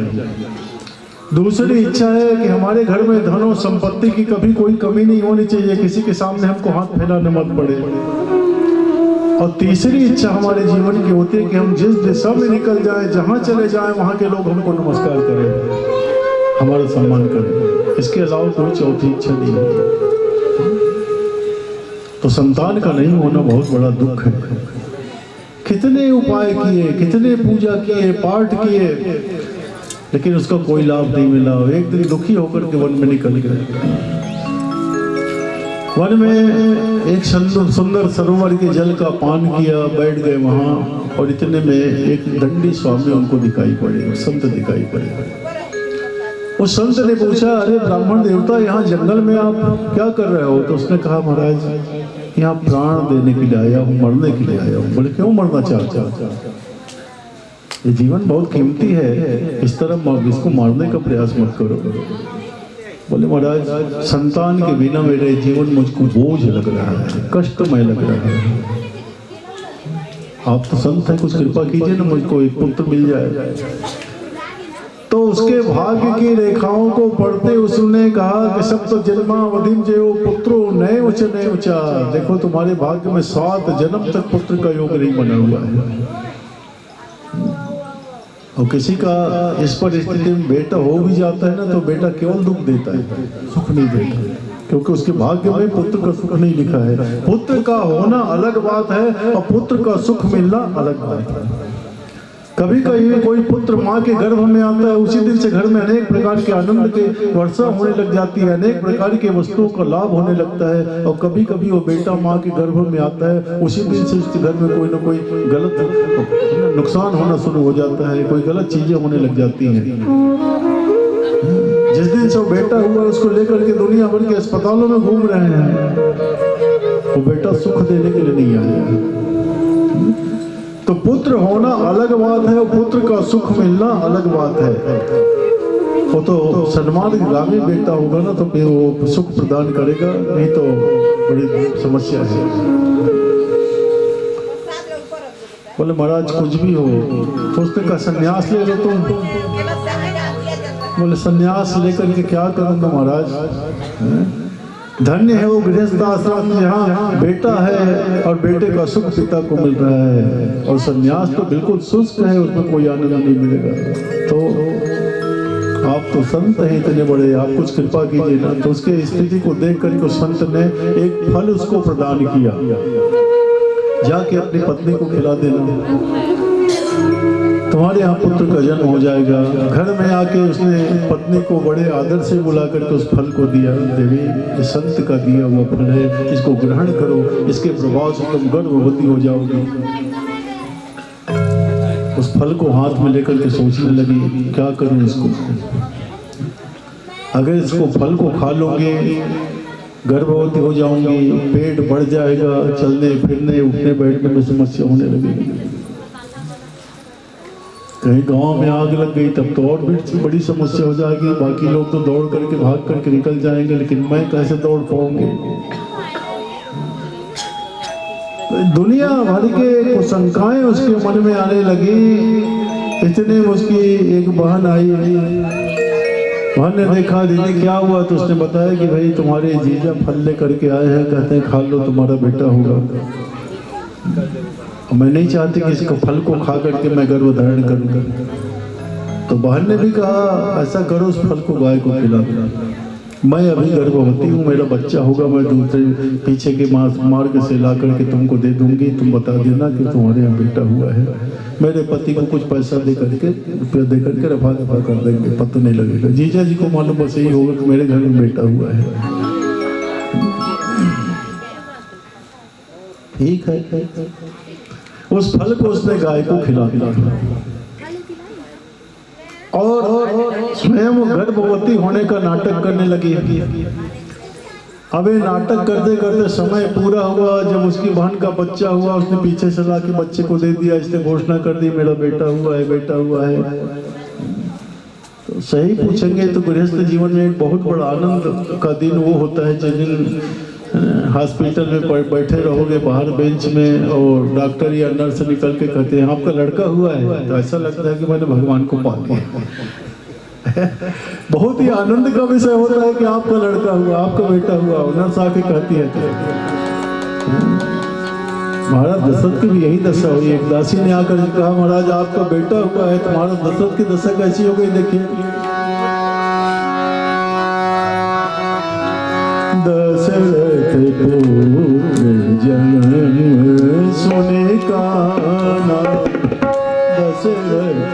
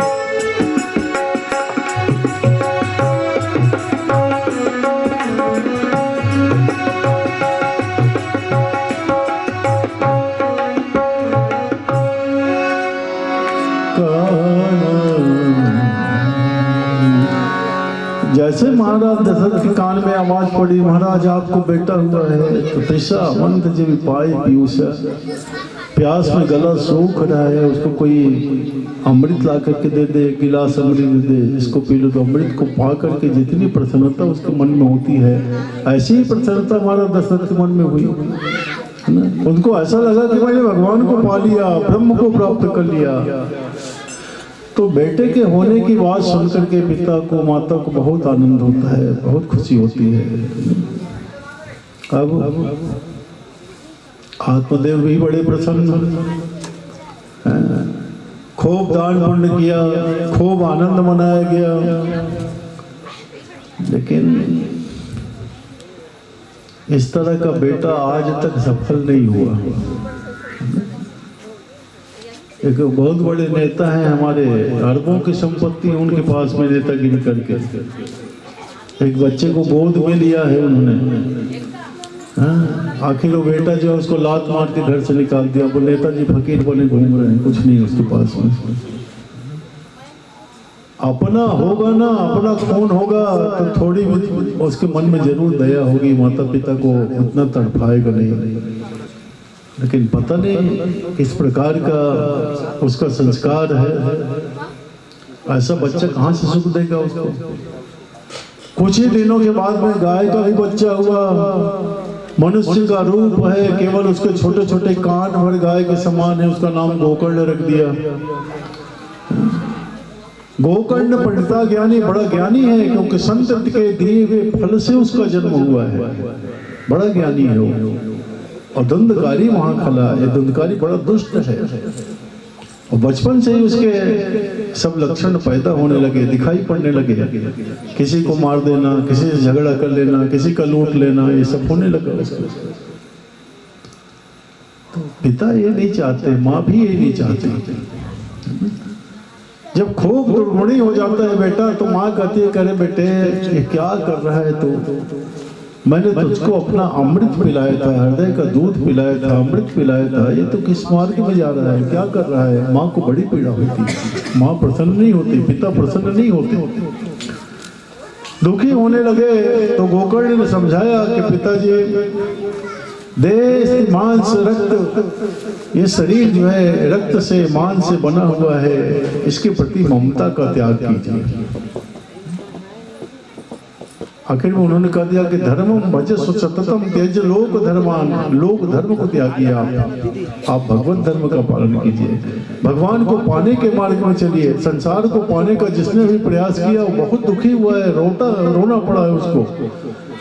तो क्या करें, जब समझाया तो चले गए घर को छोड़ के आत्मदेव। पिताजी के चले जाने के बाद एक दिन माँ के पास गया, माँ के बाल को पकड़ करके खींचने लगा, लात से मारने लगा। कहाँ है मेरे पिता की संपत्ति, मेरे पिता का धन कहाँ है। अरे अपना बेटा होता तो माँ के साथ ऐसा दुर्व्यवहार थोड़ी करता। तो आखिर माँ ने भी देखा है बेटे की लात खाने से अच्छा है कि क्यों ना मैं अपने प्राण दे दूं, कुएं में कूद करके बेचारी मर गई। जो भी घर में धन संपत्ति था, उस धन संपत्ति के साथ में वो आनंद लेते हुए 5 वेश्याओं को घर में ले आया। और 5 वेश्याएं क्या हैं, भगवान ने हमको जो शरीर दिया है इसमें 10 इंद्रियां हैं। 10 इंद्रियों में 5 ज्ञानेंद्रिय हैं, जिनसे हम चीजों को जानते हैं। आंखों से देख करके जानते हैं, नाक से सूंघ करके जानते हैं, जीभ से चख करके जानते हैं, कान से सुन करके जानते हैं, हाथ से छू करके जानते हैं। ये 5 हमारे ज्ञानेंद्रिय हैं। ज्ञानेंद्रियों की अपनी प्यास है। आंखों का विषय है रूप। इन आंखों से हम सुंदर चीजों को देखना चाहते हैं, कान से हम सुंदर बातों को सुनना चाहते हैं, जीभ से अच्छे वस्तुओं को हम खाना चाहते हैं, नाक से अच्छी सुगंध को ग्रहण करना चाहते हैं, और हाथ से अच्छे वस्तु का स्पर्श करना चाहते हैं। ये 5 हमारी भूख है। लेकिन भगवान के चरणों में चढ़े हुए तुलसी दल की सुगंध हमारे नाक को अच्छी न लगे और वो परफ्यूम लगा करके पूरे शरीर में छिड़क करके हम चले, उसमें सुख का अनुभव करें, तो आप समझना कि हमने नाक को वैश्य बना दिया। यहाँ बैठ करके भगवान की कथा हमको अच्छी न लगे और दुनियादारी की बात को सुनने में हमारा मन लगने लगे, तो आप समझिए कि हमने कान को वैश्य बना दिया। भगवान का प्रसाद अच्छा न लगे, फल फूल अच्छा न लगे, और जहर को खाने में, गलत वस्तुओं को खाने में जिसको आनंद मिल रहा है, तो समझिए उसने अपने जीव को वैश्य बना दिया। केवल नोट गिनने में आनंद आता है, कभी अपने गुरु की सेवा करने में, बड़ों की सेवा करने में हाथ को अगर कष्ट होने लगा, तो समझिए उसने अपने हाथ को वैश्य बना दिया। अलग अलग भूख है, और इन्हीं वेश्याओं के साथ वो जीने लगा, 5 वेश्याओं के साथ जीने लगा। हमारे शास्त्र कहते हैं कि 2 चीजें हैं, एक है पत्नी और एक है वेश्या।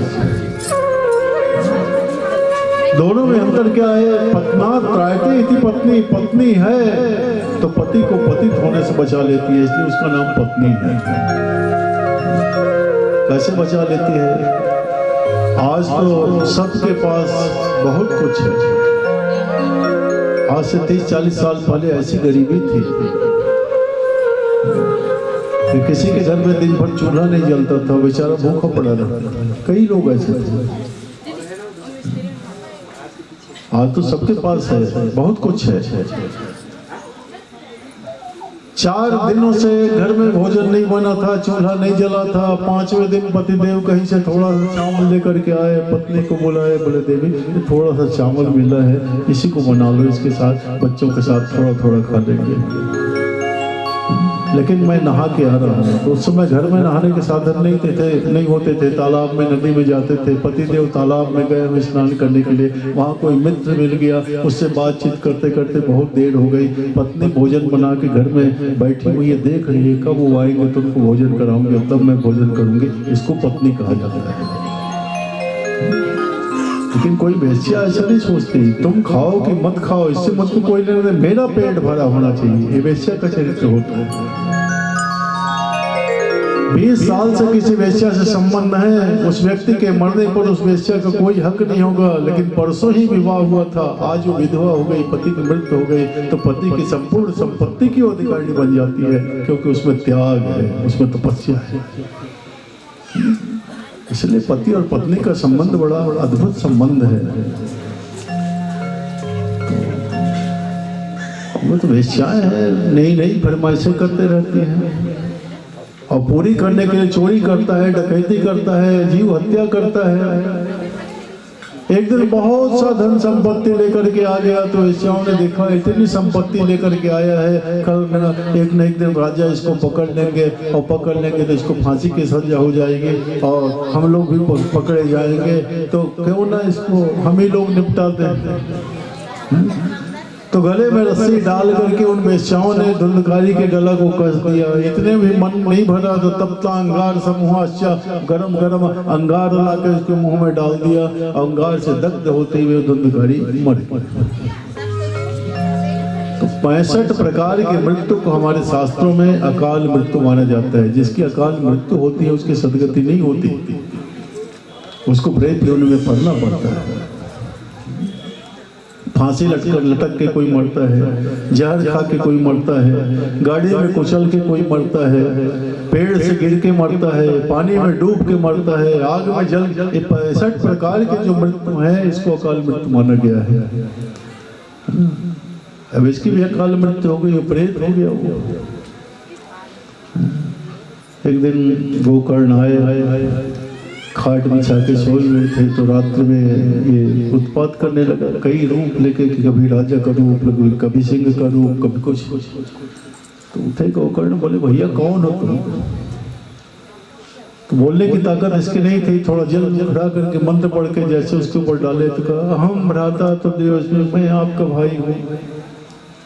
धुंधकारी के नाम था, धुंधकारी नाम का जो आपका भाई। अरे बोले भैया धुंधकारी तुम्हारे लिए तो मैंने गया जी में श्राद्ध किया था, तुम्हारी ये दशा। बोले भैया मेरे कर्म ही ऐसे हैं कि मेरी सदगति का कोई उपाय नहीं है। गया श्राद्धम शतम करता, एक बार नहीं 100 बार आप गया श्राद्ध करेंगे। वाजपेयी 100 बार वाजपेयी यज्ञ करेंगे तो भी मेरी मुक्ति नहीं हो सकती, मेरे कर्म इतने खराब थे, तो क्या करूं? बोले मेरी मुक्ति करा दीजिए। प्रेत योनि ऐसी योनि है कि वो प्रेत जो होते हैं उसका मुंह जो सुई के समान एकदम पतला होता है। अब मच्छर के सूंड को अगर आप देखना चाहे हो तो कितना छोटा रहता है, लेकिन बनाने वाले परमात्मा ने ऐसा बना दिया है कि उसको चुभोता है कहीं पर, उतने सही वो इंजेक्शन की तरह खून को खींच लेता है। तो वैसे ही प्रेत का भी रहता है। अब सब लोग तो खा रहे हैं, पी रहे हैं, लेकिन उसको प्रेत को वही मिलता है जो उसके निमित्त दिया जाता है। ये बड़ी गुस्सा ही होनी है, मेरी मुक्ति करा दीजिए। सवेरे उठे, भगवान सूर्य नारायण से प्रार्थना की, भगवान आप ज्ञान के देवता हैं, आप प्रकाश के देवता हैं, मेरे भाई की सदगति कैसे होगी? तो भगवान भगवान सूर्य नारायण ने कहा श्रीमद् भागवतान मुक्ति सप्ताह वाचनम करो, है ना, सप्ताह की कथा सुनाओ, भागवत की कथा सुनाओ, इसी के द्वारा इसकी मुक्ति होगी। और गोकर्ण जी ने श्रीमद् भागवत की कथा आयोजन किया। वो धुंधकारी आया और एक बांस के छेद में घुस करके वो बैठने लगा, बैठ के कथा सुनने लगा। 7 दिन में उस बांस के 7 गांठ टूट गए और आखिरी दिन दिव्य रूप लेकर के प्रकट हो गया। भगवान के यहाँ से विमान आया उसको ले जाने के लिए, है ना, और विमान में बैठ करके धुंधकारी भगवान के लोग को चला गया। तो ऐसे जो प्रेत है इनकी भी सदगति भागवत की कथा के कारण हुई। ये कथा सुना रहे हैं। गोकर्ण ने पूछा पार्षदों से, भाई महाराज इसके लिए विमान आया और इतने सब बैठे हैं, ये भी तो कथा सुने। अगर हम आपसे कहे कि भाई कथा सुनोगे तो 7 दिन में विमान आएगा, तो कोई जाने के लिए तैयार नहीं होगा। प्रहलाद के राज्य में ऐसा ही हुआ। एक दिन नारद जी ने भगवान से पूछा, प्रभु बड़े रहते हो, आपको बोर नहीं लगता? बोले क्या करूं भाई, कौन आएगा? बोले मैं जा रहा हूँ खोजने के लिए। जिससे भी उसने कहा कि माँ भगवान अकेले बैठे हैं, यार चलो वहीं बैठना, तो बोले नहीं नहीं भाई मैं तो अभी काम है मेरा, नहीं जाऊंगा। किसी ने कहा बेटे का विवाह करना है, किसी ने कहा बेटी का विवाह करना है, किसी ने कहा खेती का काम बाकी है। आखिर घूमते घूमते एक सुअर मिला। बोले कहाँ है? नाली चाट यार वहीं चलो। महाराज चल तो दूंगा, लेकिन नाली में जो मिलता है वहां मिलेगा। अब सुअर है, उसको इतनी अकल है, बैकुंठ लोक में भी वही खोजना चाहता है। प्रहलाद से बोले तुम तो भगवान के बहुत बड़े भक्त हो, जाओगे? चलो ना, भगवान अकेले बैठे रहते, उन्हीं के साथ बैठना। प्रहलाद ने कहा बात कर रहे हैं हम महाराज, राज्य चलाना है, अभी प्रजा की रक्षा करनी है, तो अगर विमान आएगा ना तो आज हम लोग जाने के लिए तैयार नहीं होंगे। हम तो चाहते हैं कि भगवान आपकी कथा सुन रहे हैं, हमारे घर में धन धान्य की वृष्टि होती रहे, सुख समृद्धि बनी रहे। आज हम कथा सुनते हैं, इसके लिए कथा सुनते हैं, मुक्ति पाने के लिए नहीं सुनते कथा। लेकिन जब ध्यान से कोई सुनेगा कि प्रभु इस संसार से जिस भी दिन जाने का, ऐसा नहीं कि 7 दिन बाद में जाऊं, लेकिन जिस दिन जाने का अवसर हो तो इतनी कृपा कर देना कि आपके नाम का स्मरण करते हुए सदगति को प्राप्त करो। इतना तो करना स्वामी जब प्राण तन से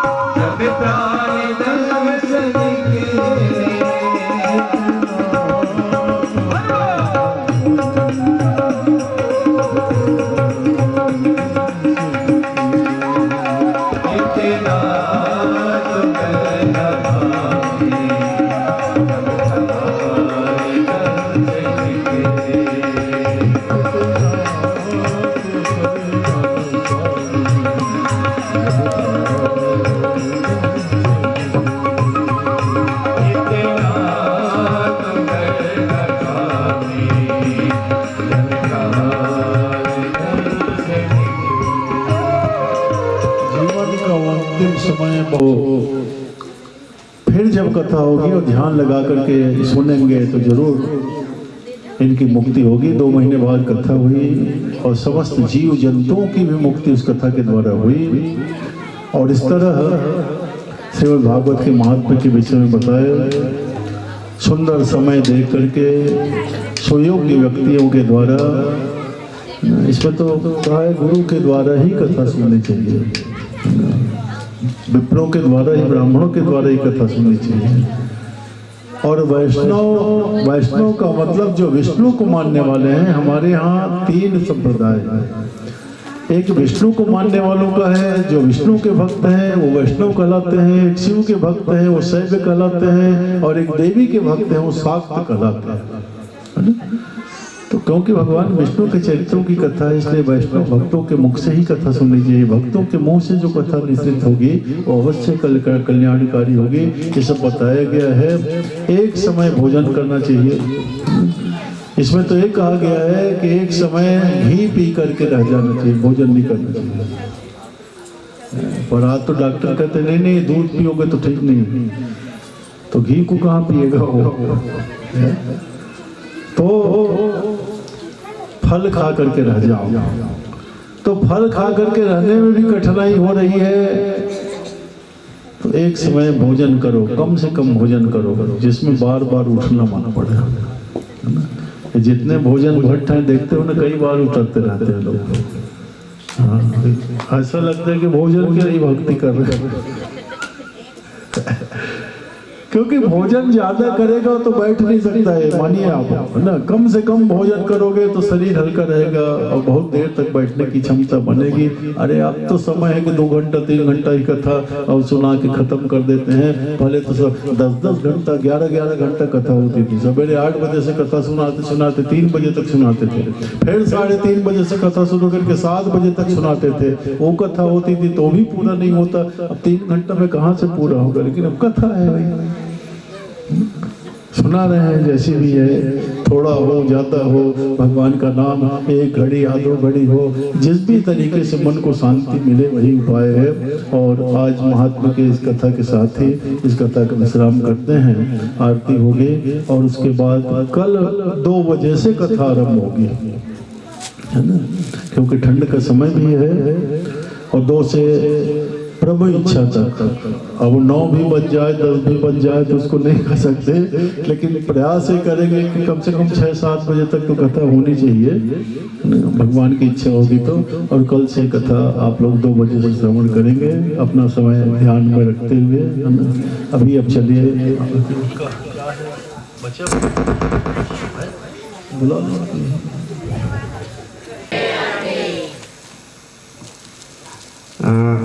स्वामी व्यास जी मुरारी लाल जी महाराज के श्रीमुख से कथा का श्रवण पान हम लोग कर रहे हैं। बहुत आनंदित हैं। हमारे बीच कुछ ऐसे महानुभाव उपस्थित हैं, उनका सम्मान यहाँ व्यासपीठ से किया जाएगा। मैं नाम उनका पढ़ रहा हूँ, वो यहाँ आएंगे। सर्वप्रथम बिंझरा के सरपंच श्रीमती चंद्रिका देवी पोर्ते मंच पर आएंगी, व्यासपीठ से सम्मान प्राप्त करेंगे।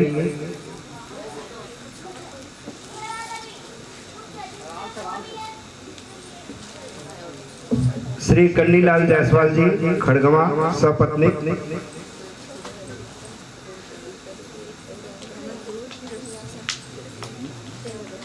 श्री सीताराम जायसवाल सपत्नीक उदयपुर से, श्रीमती नीतू जायसवाल खुखनिया से, श्री धर्म प्रकाश जायसवाल कोटमी सपत्नीक, श्री मीरा दास जी बिंझरा,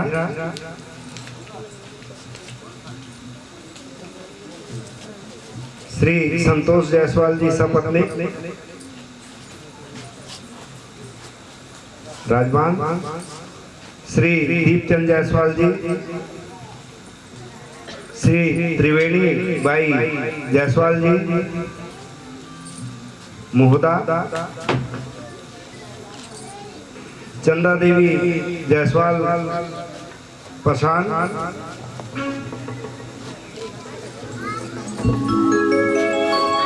श्रीमती कमला देवी गुप्ता खमरिया,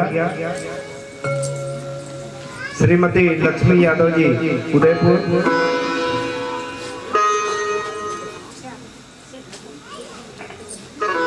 श्री संजय द्विवेदी जी बिलासपुर।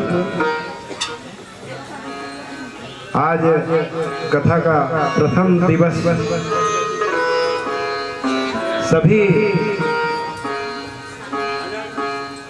पारी पारी से जो हमारे बीच में विशिष्ट जन रहेंगे, व्यासपीठ से उनका सम्मान प्रतिदिन किया जाएगा।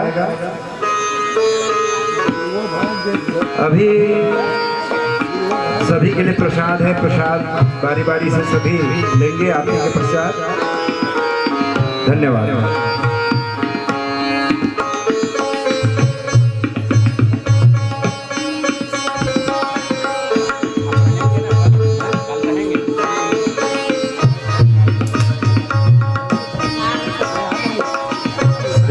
मनोज जायसवाल जी से पत्नी को वो भी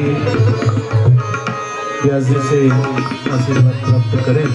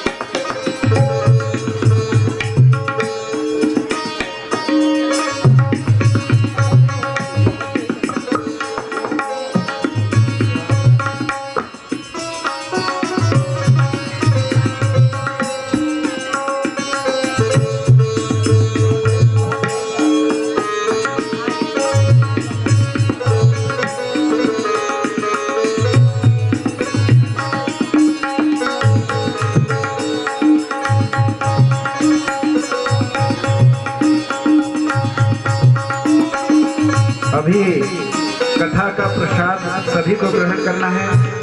तत्पश्चात भोजन प्रसाद है, सभी ग्रहण करेंगे। भोजन प्रसाद के पश्चात यहीं पर भजन का कार्यक्रम भी है, उसमें भी भाग लेना है। धन्यवाद।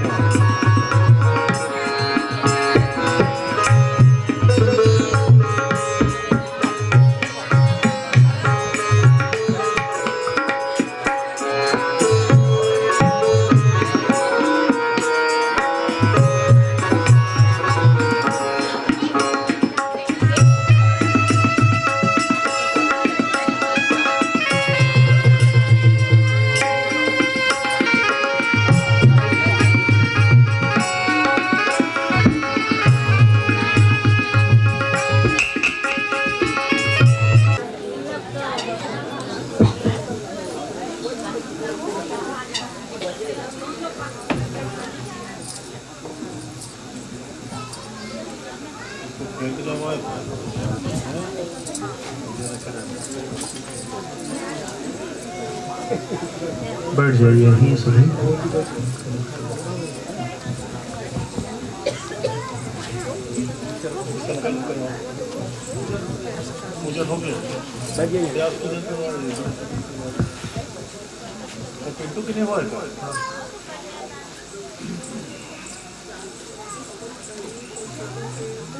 नमः। अज्ञानतिमिरान्धस्य ज्ञानाञ्जनशलाकया चक्षुरुन्मिलितं येन तस्मै श्रीगुरुवे नमः। श्री सद्गुरुदेवाय नमः। श्री गुरु मंत्र दीक्षा प्राप्ति निमित्तार्थम भारद्वाज उत्पन्न पंडित श्री मुरारीलाल शर्मण आचार्याय त्वां हम ऋणे।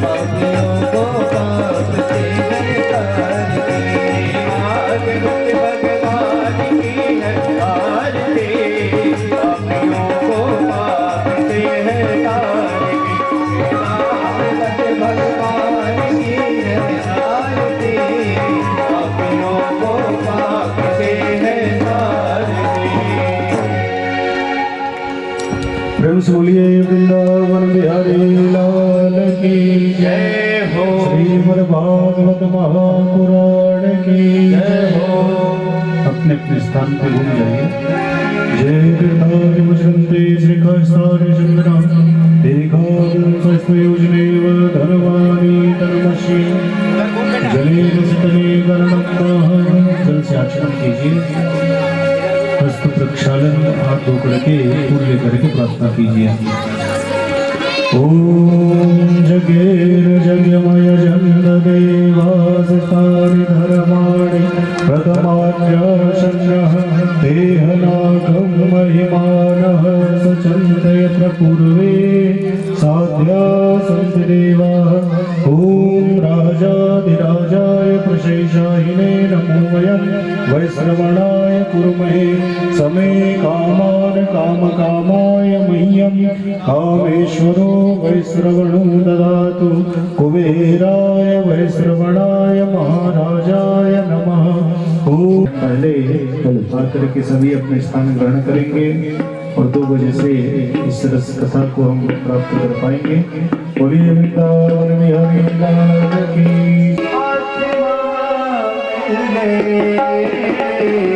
गुरु क्या मिले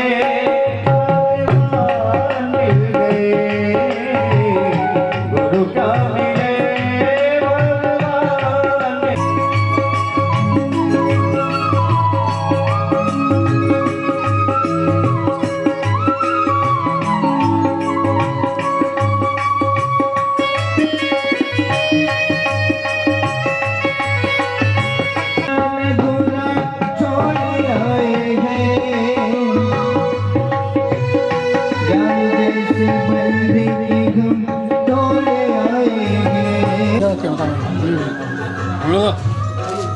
काय गुरुजी देते हैं उठना का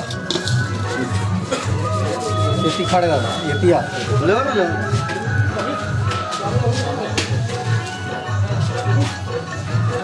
आज भरा चाहिए हो गया वो आगमन करना बस 1 गिलास पानी डाल दीजिए हाथ धोकर आए।